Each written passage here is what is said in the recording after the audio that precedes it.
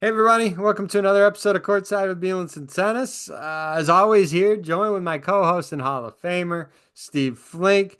We're recording here in the States on Sunday afternoon. The Madrid final between Jack Draper and Casper Ruud just concluded.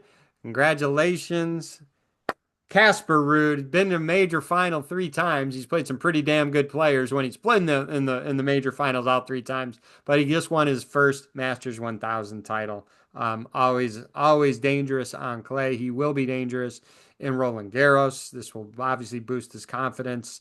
We'll get into it in more detail, Steve. But a really quick initial thought on it, and then we'll start hitting Well, this second week in Madrid.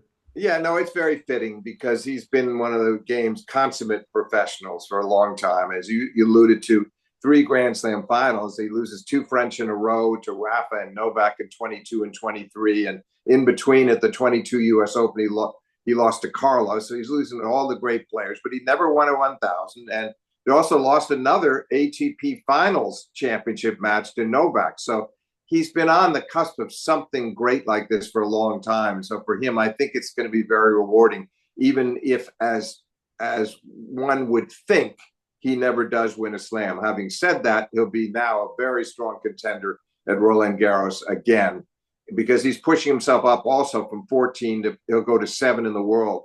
And that's going to help a lot in terms of his seeding in Paris and just his confidence. So I was happy for him because he's a good guy. He's a very earnest craftsman and well liked by all the rest of the players and never any gamesmanship. So this was maybe it was a long time coming. Agreed. All right, as we've done with these extended Masters 1000s for a few times now, this we'll go back and talk about the second week. And we'll go to the finalist here, Jack Draper. I mean, early in the week, he beat Tommy Paul 6-2, 6-2. Tommy, a fan favorite of ours, has a pot. He's also, by the way, I don't even think you know this, Steve. He's a birthday twin of mine. We got a birthday coming up on May 17th. How So about that? uh, special connection with Tommy. But Jack Draper just continues to play some incredible tennis. He's top five now, I believe, Steve. Yes, he is. He is. He's going to 5. He'll pass Novak and be in the top 5 in the rankings. And listen, he played well enough today. We can get to today's match. I know you want to get to some of the earlier ones first.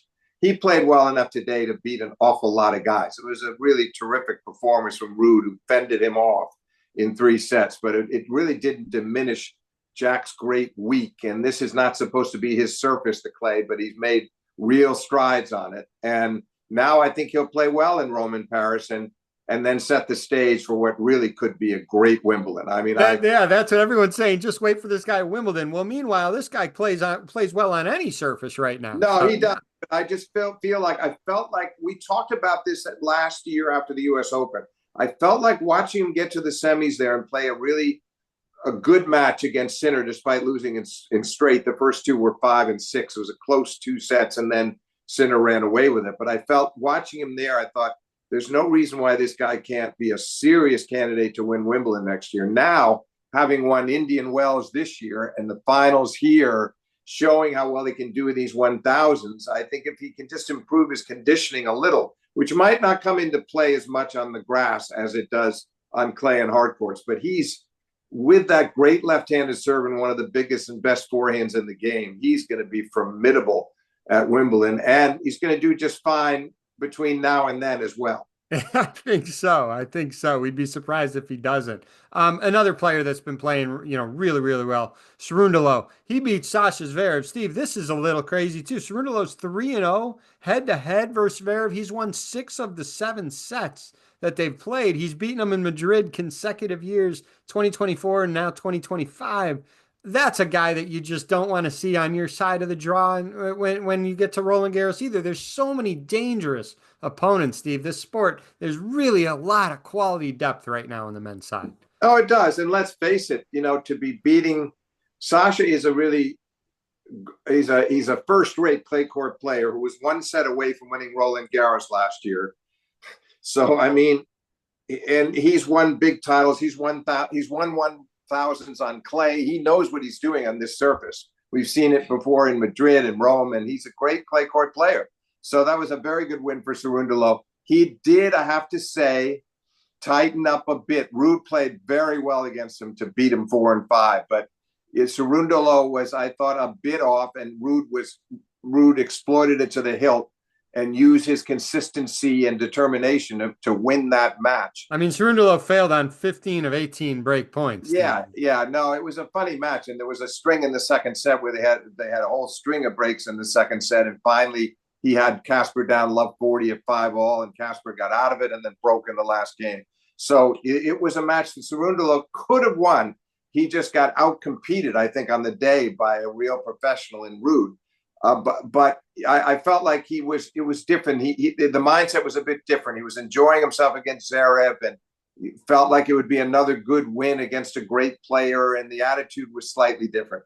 I felt there was apprehension when he played Ruud, but understandably so, because he's trying to reach his first Masters 1000 final. There was a lot on the line, and Ruud is much more experienced under those circumstances. So it was fun to watch, though, and I still have no doubt that Cerundolo is on the cusp of something. It's not far off, and he may well go deep into the Rome draw, and he may well be a threat at Roland Garros as well. It will happen for him because he's got one of the best forehands in the game, and he's very quick, and he's got a lot of talent. To you, to everyone, I mean, when we talk Cerundolo, a player that is very similar to that I think of right away, he also made the semis here, is Musetti. Musetti's given Novak problems a couple of years ago in French Open. He was up 2-0 before, fatigue and the greatness of Novak came in. But he is a guy who has great results on this stuff, and he's going to be dangerous in Roland Garros. Oh, no, he is. And don't forget, you're mentioning the first time back in 21, but he also had a 5-setter with Novak last year as well. And that set him on the right path. Then from there, David, he was suddenly playing great tennis, and he won at Queens. He got to the semis of Wimbledon. He went to another level, and now he's you don't think he would go do that well on grass? I'm thinking this guy's just going to play great on clay, and look at the results he just stated. He's good on everything now, and he was in the semis of the Olympic Games as well, where he lost to Novak. So he's been consistently playing well in big events on all surfaces. And so, once again here, and he played really beautifully in the Jack Draper semifinal. And he lost it 3-6, but what a great second set. No service breaks, right down to the wire in the tie break. You had the feeling there, somewhat like today, I had the feeling if you said he could push him into a third, he might have beaten him primarily on physical prowess. But Jack was able to fend him off and won the match with a spectacular backhand cross-court winner.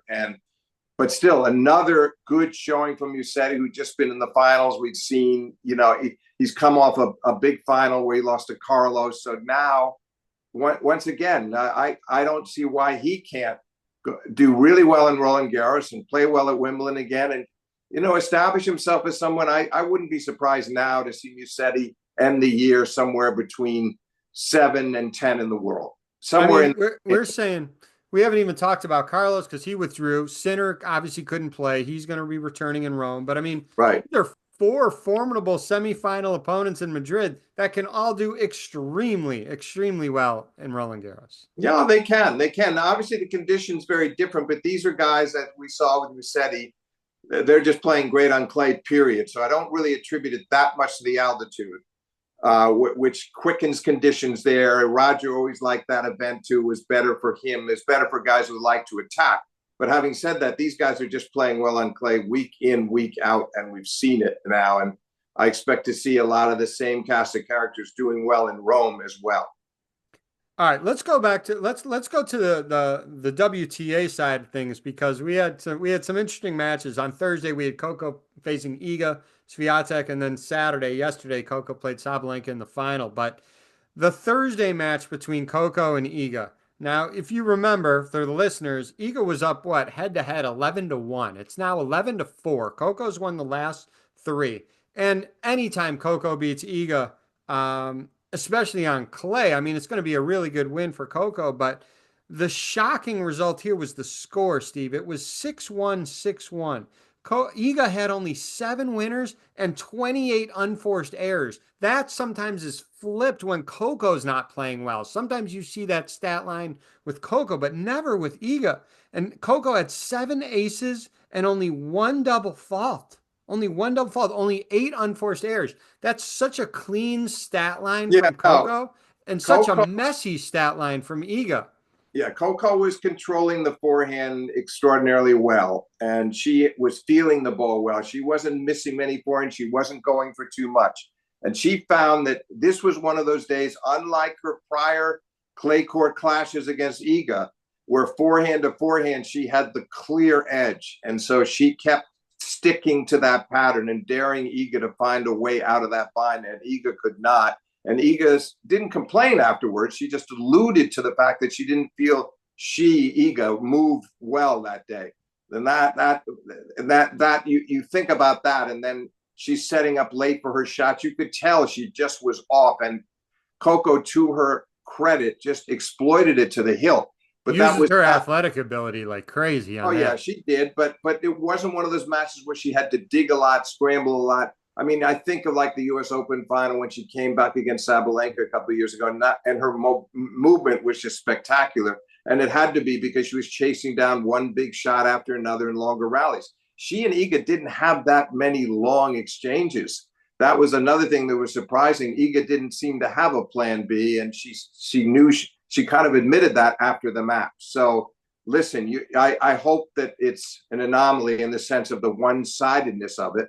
We didn't like seeing Coco lose some one-sided contest in the past against Iga either, but it was particularly strange being on clay. Okay, it was the altitude in Spain didn't help, but it was also she just something was missing in her psyche that day. I mean, it wasn't just her tennis. She didn't have that normal competitiveness. I don't mean she surrendered, but you didn't. It just at a certain point, I felt by like midway through the first set, this is not going to change, and you felt it again at the beginning of the second. It just was clear she didn't have it that day, and that Coco, again, I give her a lot of credit for the way she was bearing down. No lead was good enough for her. She was going to win the next point, win the next game, and keep the train moving, and she did a terrific job. Good, really good performance. But if only Iga had been Iga, we might have had ourselves a tight 2 sets or maybe a 3-setter. Could have been a great match. She wasn't up to it. And now I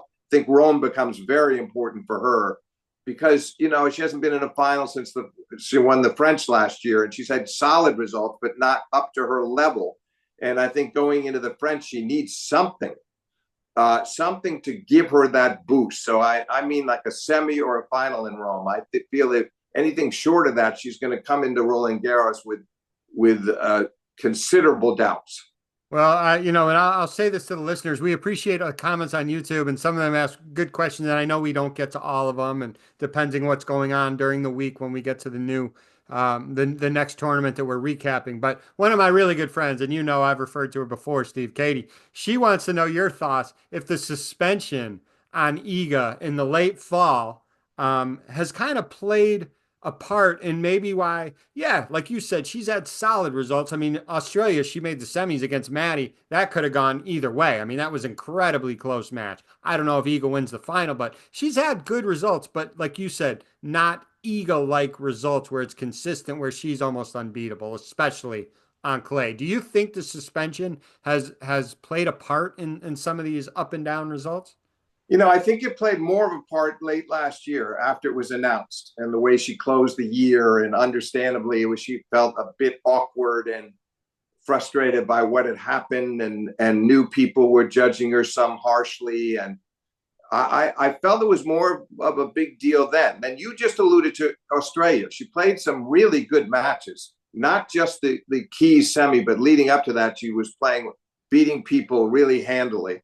And then she comes up against Maddie and has a match point. I mean, that, as you say, it could have gone either way. She literally has a match point. She's 1 point away from being for her first Australian final. So I feel like in that stage, I actually thought she came away from that tournament feeling pretty good about herself, and she looked happy on the court. And since then, it's been more surprising. But I honestly don't think it's the suspension anymore. I think it's the accumulation of losses and the fact that she just hasn't been able to get on a winning spree here and feel like herself again, and made coaching changes and things have happened. But I feel like she's come to terms with the suspension and feels like, I mean, she's seen that Sinner is out now. I mean, there's been more attention maybe on that, with Sinner about to come back serving his suspension. So I feel like in her case, no, I feel it's much more about her tennis and her belief in herself and what she can do to come out of that, what's becoming a semi-crisis, in the sense that sooner or later, soon, I should say, she needs to start putting some big results on the board. Well, she's got And two important tournaments heading her way, so yeah, two important ones, and she certainly wants to do well in Rome and make a real bid to hold on to her crown at Roland Garros, because she's come into most of these French Opens fully believing in herself and her chances, and also knowing that the other players felt like they were going to have to do something extraordinary to stop her there. But that's not the case anymore. So no, I think, fortunately, I honestly believe that suspension part is deep, and it's pretty much in the past. It's more now about her finding her old winning ways on the court. well, thank you for sharing those thoughts. That's interesting. I know not only her, but I'm sure others were eager to hear your thoughts on that as well. All right, let's talk about the final then with the women. Coco versus Sabalenka. You referred to, the U.S. Open final a few years ago. Was that 2023? The 2023 now. The years keep going, Steve. Yeah, yeah. Um, so Coco led going into Saturday head to head 5-4, which I found was a little bit surprising. I mean, I know the matches, but I would think Sabalenka would lead that head-to-head matchup a little bit. Coco also won the most recent meeting at the WTA Finals. Coco rolled near the in the late part of the season last year. She was on such a roll. Sabalenka wins the match 6-3, 7-6. Coco had her chances, was up 5-3, was up 5-4, and had a set point. She couldn't close out that second set. To me, right now, Steve, and I've said this on previous episodes, I'm not saying anything that's crazy. Sabalenka is the best player in the world by now, and I'm taking her. We don't gamble on this. We don't gamble on this podcast at all. We do none of that.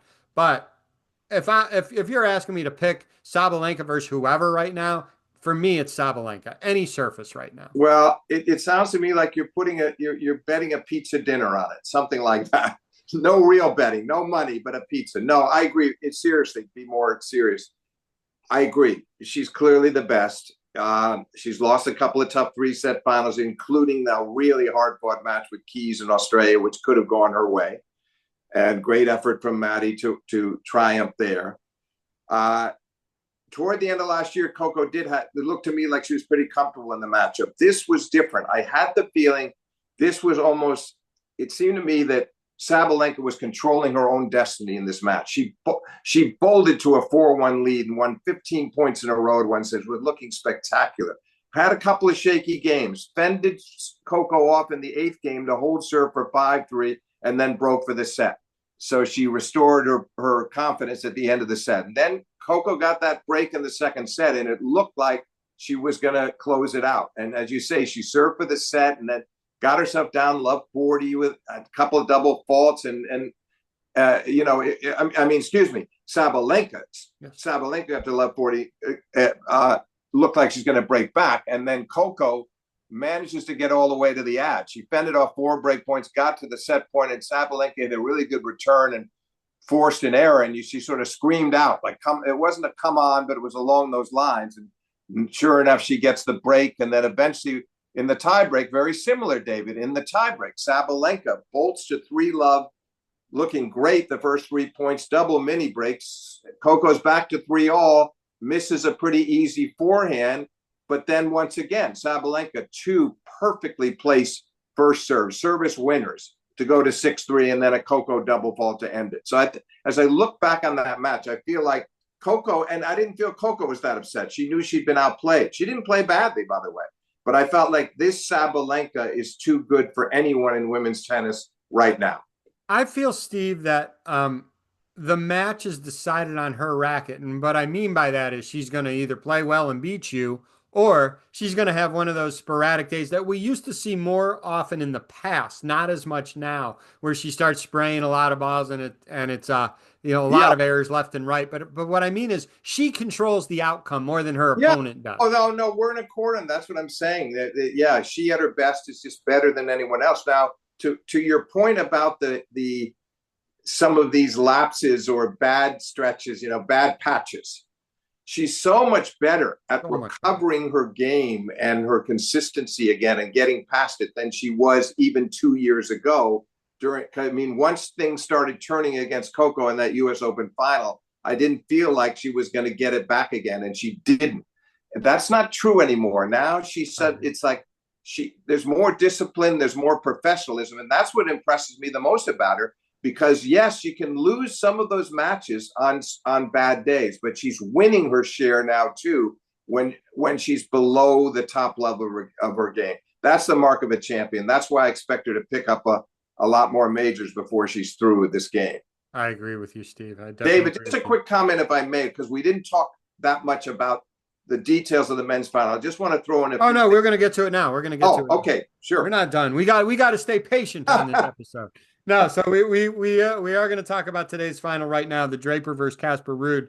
I mean, you never know. Things happen at the end of sets. You don't know how that's going to lead to the second to the outcome of the match. But one could say Jack Draper was one game away from winning this match. He's up 5-3 in the first set. He loses 4 games in a row to lose the set. He then wins the second set 6-3. You can say this match could totally have turned if Draper did hold that first set lead, and then you don't know if he wins in straights, obviously, but that's tennis, and it was close. I mean, Draper did Oh no, listen, 5-3 lead. you got to the crucial part. He served boarded by. He'd been pretty much in control in that first set. He got that early break. Ruud double faulted on break point, and Draper's had one love 30 hold, but by and large, he's holding comfortably. And he gets to 5-4, serves an ace to go 30-15. He follows it up with a double fault to make it 30 all, and Ruud pounces and breaks him. Even more surprising to me was then at 5-6. Draper still has a chance to serve his way into a tiebreak. And Ruud played a pretty good, solid return game there, but it was helped out by a couple of unnecessary mistakes from his opponent. And Draper was a bit unlucky on the set point because he hit a good serve, and Ruud kind of lobbed the return off his backhand. He didn't have much choice. It was a wide serve, and he was trapped. And Draper had to retreat and was hoping it would go long. It landed in the corner, and Jack couldn't handle it and missed his forehand, and that was the set. That was very big. You could, if he had lost that set, having not been up a break, having not served for it, I don't think it would upset him. But he was livid when it was over and was kind of yelling at his team in the corner, which is uncharacteristic of him. You don't see him do that. He was very angry with himself. Took it out on them, but you knew he was furious with himself. He did do a great job to win 4 games in a row from 2-3 down in the second set on serve, but he holds breaks, he breaks twice and wins 4 games in a row to allow himself to serve out, to start serving in the beginning of the final set. He won 4 games in a row in the second set, and Ruud won 4 games in a row in the first set. Right, exactly. But now he's serving. He starts serving in the first game of the third set. It's a big deal. I thought it could have been a big deal if he had kept holding to put scoreboard pressure on. But after they both had opportunities in the third and fourth games, a couple of break points for each of them in the third and fourth game, they each got out of it. It's 2-all. Then Ruud gets the break. And he goes out to 4-2 and almost broke again. He had a break point, but pulled it back in wide. And he got a little over anxious there to get the second break, but it didn't matter. It's always worried when you have that opportunity for that bonus break and you don't get it. It can get real tight, but he held on. He held on, but I think what he realized was Draper was physically he looked weary to me. There were some weary, tired mistakes off the ground, and by now Ruud was in a rhythm, and he was starting to control more of the points from the baseline, and he had Draper on the run a lot. So I didn't really think it was going to get away, even when he wasn't able to secure the second break. And sure enough, serving for the match, he just played a great game and served it out at love and ended it with he had started the game with a forehand winner down the line off a short ball and ended it with 2 more forehand down the line winners for a love hold to close out the biggest title run of his career. Both guys are going to be very happy with the work they put in this week. I mean, both guys had really, really good results, not just winning, but who they beat to get to the final. So, and neither one lost a set on the way to the final, so they belong there. They earned it. Yeah, one. Before we talk about Rome and we end with a couple other items, I should mention obviously someone who won her first title in 4 years. It was a 125 event. It was a smaller event, but still. winning begets winning type of thing, and that was Naomi Osaka.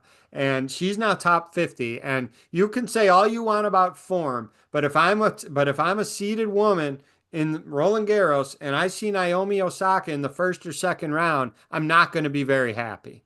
No, ask Iga Swiatek, who was down match point to her in last year's French. Yep. No, this was important. Patrick Mouratoglou, Naomi's coach, had made a lot of comments that I read this week, and I couldn't agree with him more about it. What she needed most was matches. She kept too many early round losses, too many injuries, hadn't been able to get in her rhythm going, her range.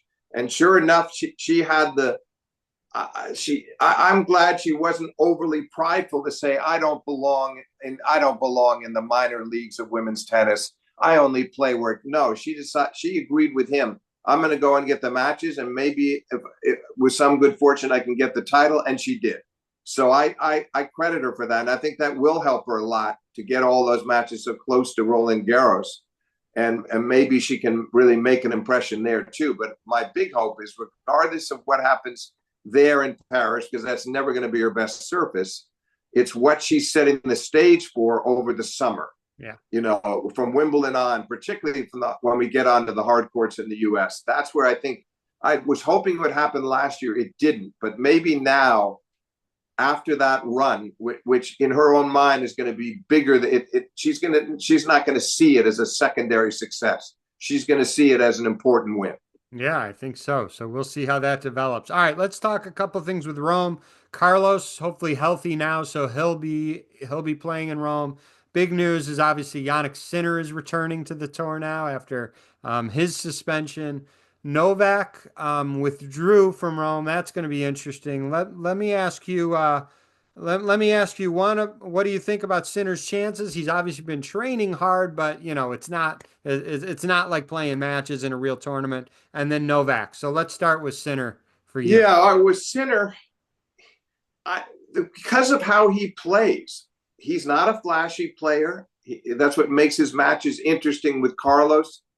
He's much more like Djokovic than he is like Alcaraz, and the way he measures his shots and how he approaches match play. And so I feel like, okay, he's been gone a long time, but he's so sound off both sides. He's such a great player.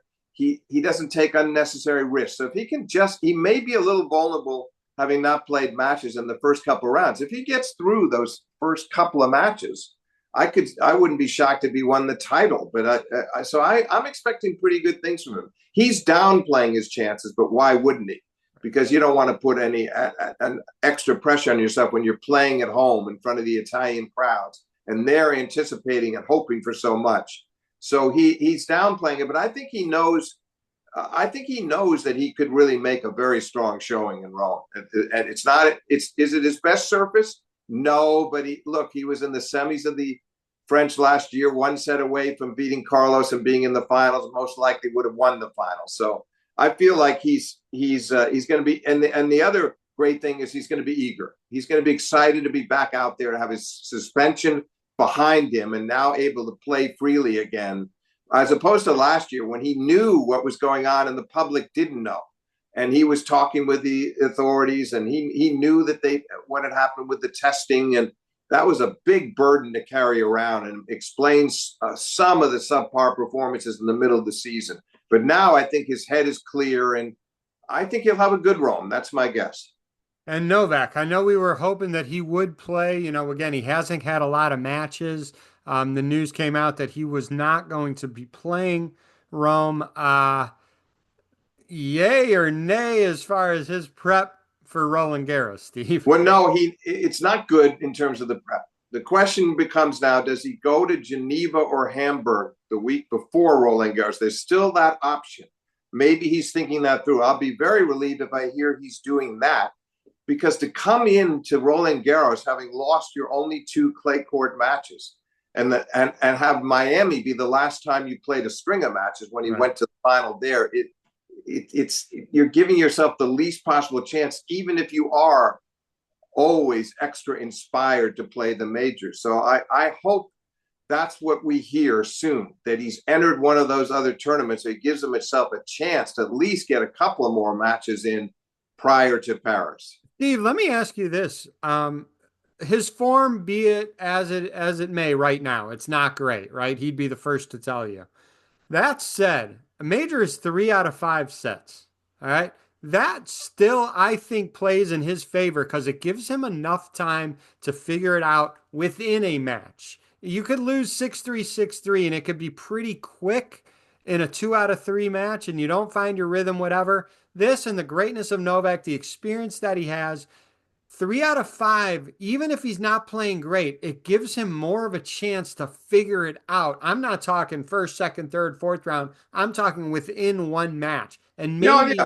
maybe that one match, if he can get through it, can flip a switch. And you never No, know. it could absolutely, and he's shown that so many times. There, you alluded to the Musetti match in 21. Where, he loses to he's playing Tsitsipas in the finals there, and he's 2 sets down. He's amazing the way he can navigate his way through. And we saw it again last year. Musetti had him 2 sets to 1, and he came back and beat him in 5. He had made a very strong comeback there and fought back against Cerundolo when it looked like he was going to lose that one. So yes, it's definitely an advantage, but I think he still wants.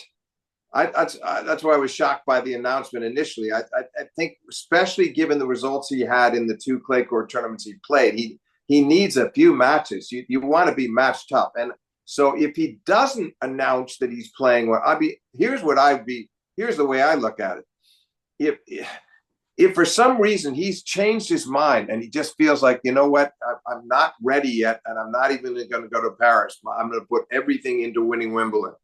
There's always that possibility. You think that's a possibility, Steve? You think? Oh, I think it's a possibility. Is it likely? No, I'm more likely that he enters one of these tournaments. But if he doesn't enter one of those tournaments and goes into Paris this cold, I just worry about him getting picked off. Granted, the draw, who knows who he might play in the first couple of rounds, but in these recent weeks, it doesn't seem to have mattered. When he's in the right mindset, like he was in Australia and Miami, then fine. He's going to beat anybody. But lately, he just hasn't been himself. So I all I'm saying is if we don't hear an announcement that he's playing a Geneva or a Hamburg, but he sends out something on social media explaining that he's going to play, that what his thinking is okay, but there was no explanation for the Rome thing. So he just let the tournament announce it. So I'm really anxious to hear what he's got to say soon about his plans, and then I'll understand it better. But to go into Paris cold like that, I just feel like no, that would not work out well. He's got to have a little more match preparation. Well, let's see what him and his team decide to do. Okay, from one legend to another legend. This is how we'll end it here. It came out midweek. I can't remember the specific day, but Venus Williams, who hasn't played competitively in a few years now, she officially retired from tennis. Some of the stats, again, staggering, right? Amazing. 49 WTA titles, 7 majors, which include 5 Wimbledons, 2 US Opens. She made the finals at Australia and the French. I remember the final in Australia. That was 2017. She played her sister, Serena, and Rafa played Fed when Fed was like ranked 17 at the time. Yeah, he was. It was all those the 4 legends coming back and playing the Yeah. finals. Also had an Olympic gold in singles and doubles. She had 14 double slam titles. Most had to be with her sister. I can't remember them They all, were. but They were all of all. them. They were All all of them together. were with Yeah. Serena. Yeah. I mean, what they've done for the game, both her and her sister, extraordinary. Is not enough. But I'll do my best and just say was incredible career, incredible. No, and look, she lost to her sister in the French final, and she lost her sister a couple of times to Serena in the Australian finals. So a bit unlucky that she didn't get the whole Grand Slam collection in singles, but did a great job to win her 2 U.S. Opens, and the Wimbledon. She was spectacular, and she beat a lot of great players. Justine Henin in the finals. She beat Davenport from match point down in the finals. She beat Serena in the finals. So those were big, big wins for Venus. And it looks so, I don't want to use the word paltry. It looks, next to Serena, it looks small though. And it's unfair to Venus because that's still a prodigious record to win those 7 majors and be in the finals of all the majors in singles and to win those 14 majors in doubles, a couple in mixed doubles, Olympics. It's a fantastic record, and she should be very proud. And look, she's coming up on 45 in June, I believe, and I'm glad she made the decision, because it was becoming increasingly apparent that she had turned down a wild card, I believe, in Indian Wells, and it was like, well, does she really want to play anymore? And I don't think she should have any regrets. She had a spectacular career, and obviously more majors than Davenport, more majors than Hingis, more majors than a lot of great players, and unfortunately 16 less than her sister in singles, but nothing to apologize for. And the best part of it, I'll say, just want to add one comment, was her grace and her dignity. Not to say that Serena doesn't have those qualities, but Venus was always a different personality and more low key, but always dignified and always classy, and a great leader for the WTA. Played a major role in getting equal prize money at Wimbledon. So Venus's contributions to the game are far-reaching, and they exceed her actual on-court titles. It's what she did across the board. And I would urge, I mean, I'm sure a lot of our listeners have already done this, but you could research what their family did and how their father, Richard, prepared them. They Right. did it differently. They didn't play a lot of junior tournaments.